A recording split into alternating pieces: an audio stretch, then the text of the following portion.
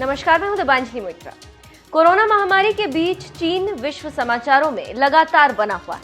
हाल ही में चीन ने हांगकांग में नए सुरक्षा कानून लागू करने का ऐलान किया था, जिसका काफी विरोध हो रहा है। दूसरी ओर चीन के प्रीमियर ली केकियांग ने ताइवान का चीन के साथ एकीकरण करने की इच्छा जताई थी, जिसका ताइवान सरकार ने कड़ा विरोध किया। अब कुछ रिपोर्ट में दावा किया जा रहा है कि चीन अपने 2 नए युद्धपोत की तैनाती हांगकांग और ताइवान के बीच कर रहा है। डेली मेल में छपी रिपोर्ट की माने तो चीन कथित तौर से लियाओनिंग और शांडोंग नाम के एयरक्राफ्ट कैरियर को येलो सी के बोहेई की खाड़ी से निकालकर हांगकांग और ताइवान के बीच परातस आइलैंड के पास तैनात कर रहा है। ब्रिटिश मीडिया की रिपोर्ट के मुताबिक चीन के इस एक्शन से ताइवान को लेकर खतरा बढ़ता महसूस हो रहा है। इससे पहले ताइवान ये बात कह चुका है कि कोरोना महामारी फैलने के बाद से चीन ने ताइवान के पड़ोस में सैन्य गतिविधि बढ़ा दी। चीन के फाइटर जेट्स के ताइवान के पास से गुजरने की रिपोर्ट्स आई थी। बता दें कि लंबे वक्त से चीन ताइवान को अपना हिस्सा मानता है, लेकिन ताइवान इससे इनकार करता रहा है।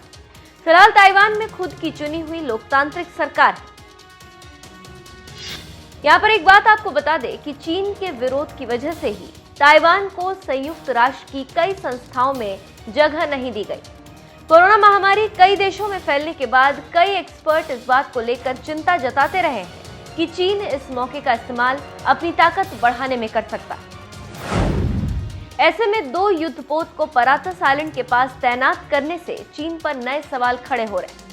चीन ने कथित तौर से युद्धपोत को परातस आइलैंड के पास भेजने का फैसला ऐसे समय में किया जब अमेरिका समेत कई देश उस पर दबाव बढ़ा रहे। अमेरिका ने हाल ही में चीन की 33 कंपनियों पर आर्थिक प्रतिबंध लगा दिया था। कोरोना वायरस कहां से फैला, इस मुद्दे को लेकर चीन और अमेरिका के बीच टकराव हाल के हफ्तों में काफी बढ़ गया।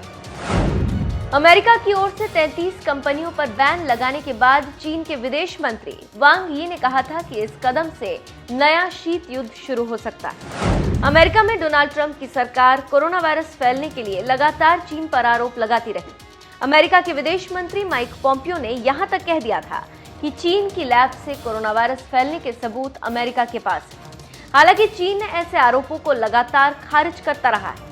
ऐसे में चीन की स्ट्रैटेजी धौंस दिखाने की लग रही।